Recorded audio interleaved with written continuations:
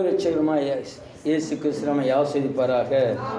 அல்லேலூயா, அல்லேலூயா. இந்த வேத வசனங்களை கவனித்திருப்பானால், ஒரு பக்கம் விண்ணப்பம் பண்ணுகிறார், ஒரு பக்கம் கர்த்தருடைய கிரியை சொல்கிறார், ஒரு பக்கம் ஸ்தோத்திரம் நமக்கு செய்கிற நன்மைகளை குறித்து இங்கே சொல்லப்படுகிறது. 3வது வசனம் சொல்லுகிறது, தேவனே ஜனங்கள் உம்மை துதிப்பார்களாக, சகல ஜனங்களும். அல்லேலூயா. அதிலே பாருங்க, அடுத்து 5வது வசனம்,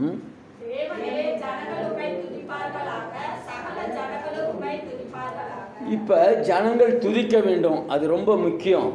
கர்த்தர் விரும்புகிற காரியம், என் ஜனங்கள் துதிக்க வேண்டும், என்னை துதிக்கணும், புகழ வேண்டும். இதுதான் அவர் விரும்புகிற காரியம்.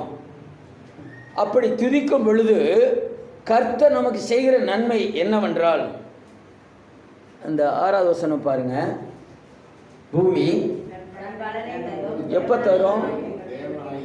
ஜனங்கள் கர்த்தரை துதிப்பார்களாக, பூமி தன் பலனை தரும்.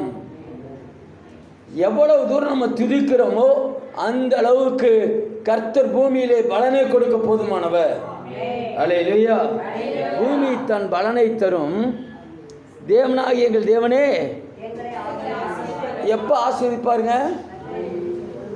ஹலோ, துதிக்கும் பொழுது கர்த்தர் பூமியிலே பலனை தருகிறார், ஆசீர்வதிக்கிறார்.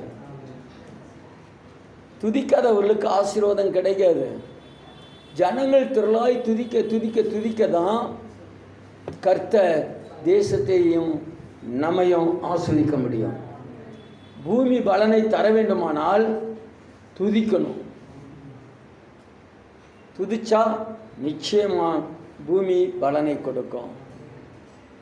ஒரு முறை பாருங்கள், அந்த காலத்தில் டிவியில் பேசும் பொழுது ரிமோட் கண்ட்ரோல் டிவி வச்சுருக்கேன், இது வீடியோ கேமரா.